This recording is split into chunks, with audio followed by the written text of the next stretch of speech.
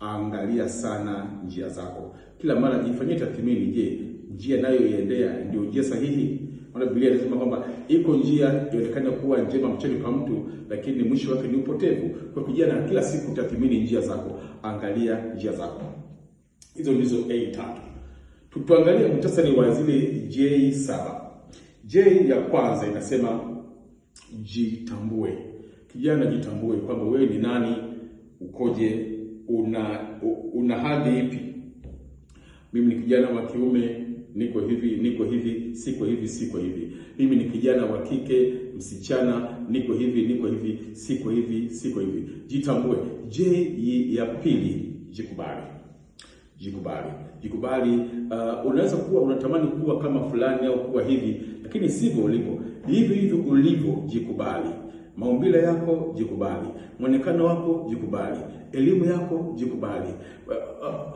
Jinsi ulivyo, jikubali. Usitake kuwa hivi wakati hauko hivyo. Umrefu, jikubali. Umfupi, jikubali.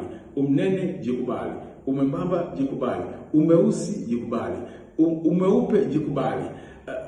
Umzungu, jikubali. Umafrika, jikubali. Kujikubali ni hatua muhimu sana katika kupiga hatua. J ya tatu, jiamini katika maisha yako. Kijana, jiamini kwamba unaweza kile unachokifanya. Jenga ujasiri, self confidence, uwe na ujasiri. J ya 4, jitume. Fanya kazi, acha uvivu, jitume. Usikate katika kazi yako, iwe ni katika masomo unasoma, si mpaka usukume, si mpaka uhimizwe, si mpaka usomewe risala na wazazi, si mpaka utishwe na mtu. Iwe ni kazini, iwe ni kwa biashara, jitume. Amka mapema, fanya kazi zako, zitimize. Jitume. J ya ngapi hiyo? J ya 5. Anasema jizuie.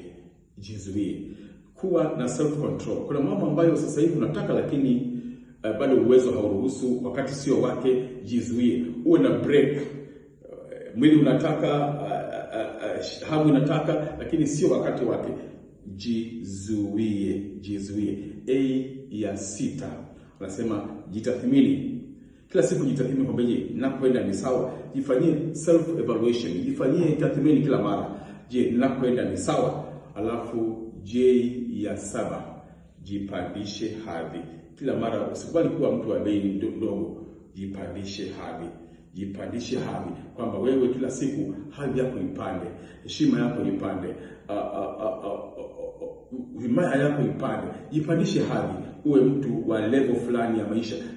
Kila siku daima tafuta kuwa mtu wa level yenye heshima.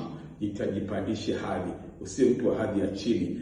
Jipandishe hadhi, sio kwa kujiinua au kwa kujisifu au kwa kujikweza, lakini jione kwamba wewe ni wa thamani. Kwa hiyo jipandishe hadhi, na Mungu amekuumba ili uwe na hadhi yenye heshima. Zingatia hayo A3 na J7. Mungu akubariki kijana unayesikiliza, wa kike na wa kiume. Asante sana.